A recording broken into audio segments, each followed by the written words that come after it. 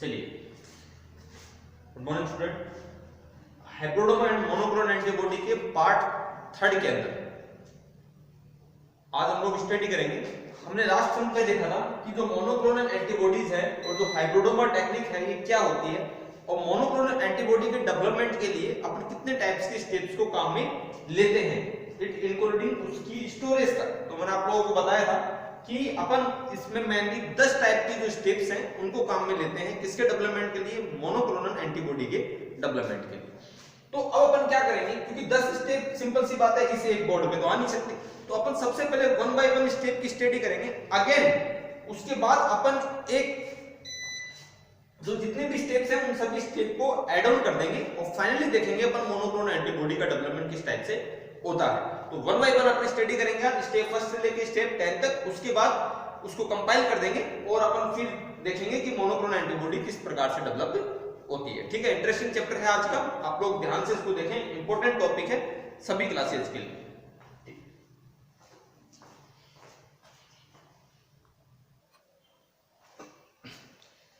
चलिए, तो अब अपन स्टेप्स की बात करते हैं कि कौन कौन सी स्टेप्स होती हैं जो अपन को मोनोक्लोनल एंटीबॉडी बनाने के लिए हेल्प करती हैं या जिनकी सहायता से अपन मोनोक्लोनल एंटीबॉडी का डेवलपमेंट करते हैं। ठीक है, क्लियर है। चलिए, पहला था इम्यूनाइजेशन, या इसको अपन बोल रहे थे प्रतिरक्षण। क्या बोल रहे थे? प्रतिरक्षण।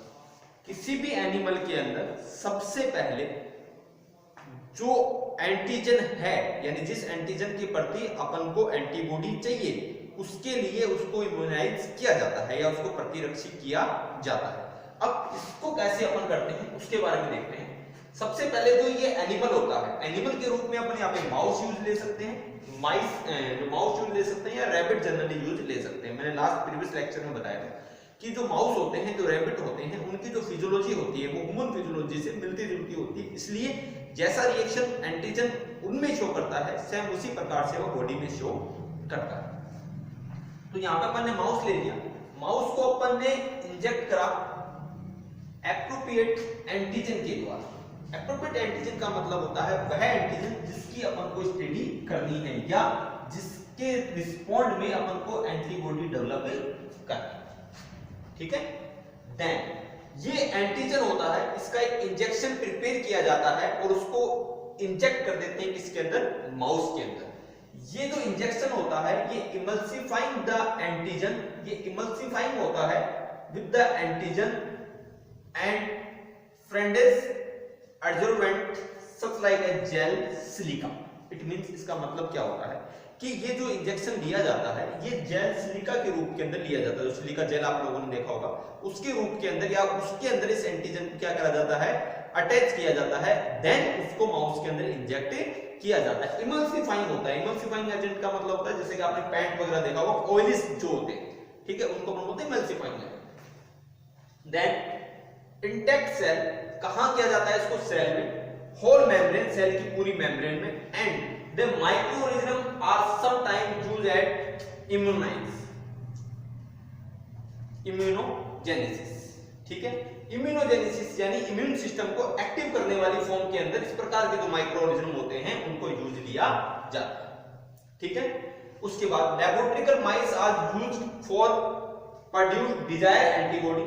इसमें जो लैबोरेटरिकल माउस होते हैं, माइस होते हैं, उनको यूज में लिया जाता है। मैंने इसे प्रीवियस लेक्चर में बताया था कि माउस को लैबोरेटरिकल कंडीशन के अंदर एक स्पेसिफिक एनवायरनमेंट में रखा जाता है जिससे उसका जो टेम्परेचर होता है, उनका जो टेम्परेचर, उनकी जो फिजियोलॉजी क्या हो, इक्विलिब्रियम में आ जाए, साम्य अवस्था के अंदर आ जाए, जिससे उसमें आसानी से अपना एक्सपेरिमेंट कर सके। Then mice are immunized for 2 to 3 week, लगभग 2 से 3 वीक का इसमें इम्यूनाइजेशन में टाइम लगता है। When a sufficient antibody titer is in serum, जब तक ब्लड सीरम के अंदर ये नहीं पहुंचती है डिजायर एंटीबॉडी जो अपन को चाहिए, जब तक इसको क्या कर सकते हैं, इससे ट्रीट करवाते हैं। देन उसके बाद स्प्लिन सेल्स को रिमूव करते हैं to use as a source of cells के यूज के लिए for fusion with the myeloma cell. उसके बाद किससे करते हैं, उसको माइलोमा सेल से फ्यूजन करवाते हैं। ठीक है, यहां पे देख लीजिए क्या करवाना है। फर्स्ट वन, ये कोई माउस है, ठीक है, लग रहा होगा माउस जैसे, ऑप्शन भी क्या नहीं लग रहा है, ठीक है, ये माउस है। अब इस माउस को इंजेक्ट करवाया मैंने किससे, एंटीजन से। ये जो एंटीजन होगा ये क्या होगा, इमल्सिफाइंग एजेंट होगा, जस्ट लाइक इस फॉर्म सिलिका जेल। ठीक है, इसको अपन क्या करेंगे, इंजेक्ट करवाएंगे और इसको लगभग 2 से 3 वीक का अपन टाइम दे देंगे। कितना, 2 to 3 वीक। 2 to 3 वीक के बाद में ये इम्यूनाइजेशन की प्रोसेस को शुरू करेगा, प्रतिरक्षा अपना क्या करने लग जाएगा, डेवलप करने लग जाएगा। इसके रूप में अपन इम्यूनाइजेशन को भी काम में ले सकते हैं, इम्यूनोजिस को भी काम में ले सकते हैं। इसको यहां से क्या करेंगे, रिमूव करेंगे इसको, स्प्लिन सेल को। स्प्लिन सेल को क्या कर लेंगे अपन, यहां से रिमूव कर लेंगे। ये स्प्लिन सेल है, अपन इसको यहां से क्या करा, रिमूव करा। रिमूव करने के बाद इसका फ्यूजन करवा देंगे किसके साथ, माइलोमा सेल के साथ। किसके साथ करा देंगे, माइलोमा सेल के साथ इसका फ्यूजन करा देंगे। तो अब यहां पर जो अपन को जो सेल मिलेगी, यहां पर जो अपन को सेल मिलेगी, ये सेल इम्यूनाइज होगी। क्या होगा, ये सेल इम्यूनाइज, प्रतिरक्षी होगी ऑलरेडी फॉर डिजायर एंटीबॉडी। जो एंटीबॉडी अपन को डेवलप करनी है, उस एंटीबॉडी के लिए क्या होगी, ये इम्यूनाइज होगी। ठीक है, तो फर्स्ट बनता इम्यूनाइजेशन, प्रतिरक्षा। नाइडन प्रोसेस।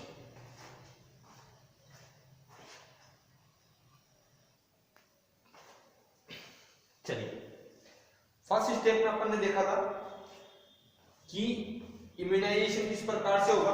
जो अपन ने एंटीबॉडी जो अपन को प्रोड्यूस करनी है, वो एंटीबॉडी अपन किस प्रकार से प्रोड्यूस करेंगे, तो उसके लिए अपन जो एंटीजन है उसको इंजेक्ट करते हैं किसकी, माउस की बॉडी के अंदर, उसकी सेल में। आफ्टर देन जब उसमें इम्यूनाइजेशन कंप्लीट हो जाता है, तो अपन उसमें देखते हैं कि उसमें इम्यूनाइजेशन हुआ है या नहीं हुआ। इम्यूनाइजेशन हो जाता है तो देन उसके अंदर से अपने स्प्लिन सेल है उसके ब्लड सैंपल को अलग कर लेते हैं। ठीक है, अब देखो screening of mouse for antibody production. जो एंटीबॉडी का प्रोडक्शन हो रहा है, उस एंटीबॉडी के प्रोडक्शन के लिए अपन माउस की किस प्रकार से स्क्रीनिंग करते हैं। सबसे पहले थ्योरी देखेंगे। Several week of immunization, blood sample obtained from mice for measurement of serum antibody. Immunization के कुछ सप्ताह के बाद अपन जो माइस होता है या जो माउस होता है, उसके ब्लड को क्या करते हैं, ऑब्टेन करते हैं, प्राप्त करते हैं for measurement of serum antibody. किसके मेजरमेंट के लिए, सीरम एंटीबॉडी के मेजरमेंट के लिए, कि उसके अंदर जो एंटीबॉडी है वो प्रोड्यूस हुई है या नहीं हुई है। इस सीरम एंटीबॉडी के डिटरमिनेशन के लिए 2 टाइप की टेक्निक काम में ली जाती है। The first technique is called ELISA technique, is important. ठीक है, क्वेश्चन इससे आता है, write down the full form of the ELISA technique. 12th के अंदर भी क्वेश्चन आता है।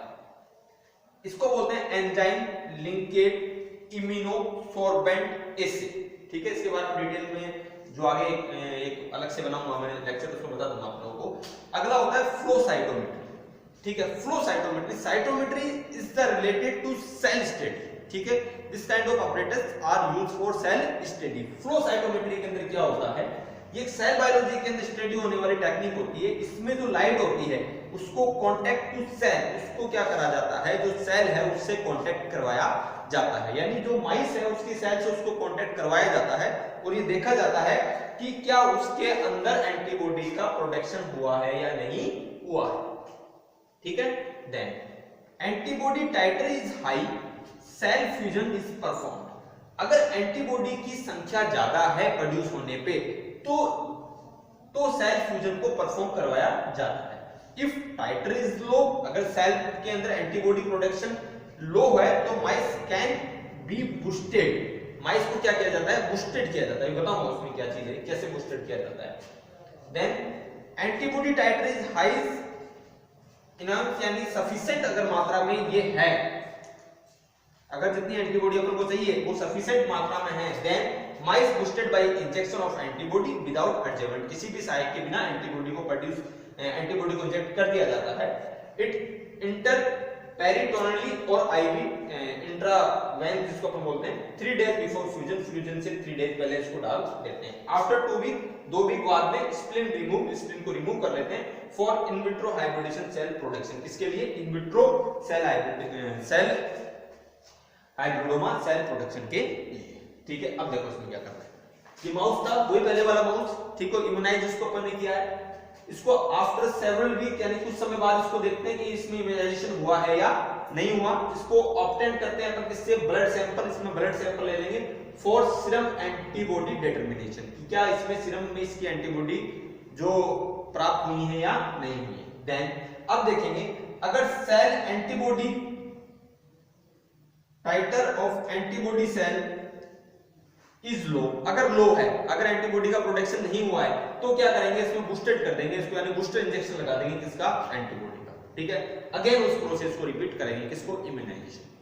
ठीक है, अगर इसमें ये है और सफिशिएंट मात्रा में है तो क्या करेंगे, एंटीबॉडी इंजेक्ट करेंगे, antibody for 3 day before fusion, fusion से 3 डे। अब देखो दो चीजें, पहली बात, एक तो एंटीबॉडी सेल्फ जो खुद बना रहा है वो, एक एंटीबॉडी जो अपन ने बनाई है यानी आर्टिफिशियल। इस आर्टिफिशियल एंटीबॉडी की रिएक्शन देखनी है एंटीजन के साथ, ये एंटीजन के साथ ये आर्टिफिशियल एंटीबॉडी किस प्रकार से रिएक्ट करेगी। तो ये जो है ये कौन सी है, वो अपनी आर्टिफिशियल एंटीबॉडी है। ठीक है, आफ्टर 2 वीक ये प्रोसेस होने के आफ्टर 2 वीक इसको अपन देखेंगे, इसको रिमूव करेंगे, किसको, स्प्लीन को, बाय इन विट्रो मेथड, किसके द्वारा, इन विट्रो मेथड के द्वारा। देन अपन देखेंगे कि इसमें हाइब्रिड सेल्स किस प्रकार से डेवलप अपन को करते हैं। ठीक है, तो ये था सेकंड, 2 हो गई यार। इसके बाद अगले उस क्लास में बताएंगे, एक साथ हो नहीं पाएंगे 10 की 10 ये। ठीक है, अगली क्लास के अंदर अपन जब 2 हो गई, पहला था इम्यूनाइजेशन, सेकंड था screening of mouse for antibody production. ठीक है, इसको राइट डाउन करो।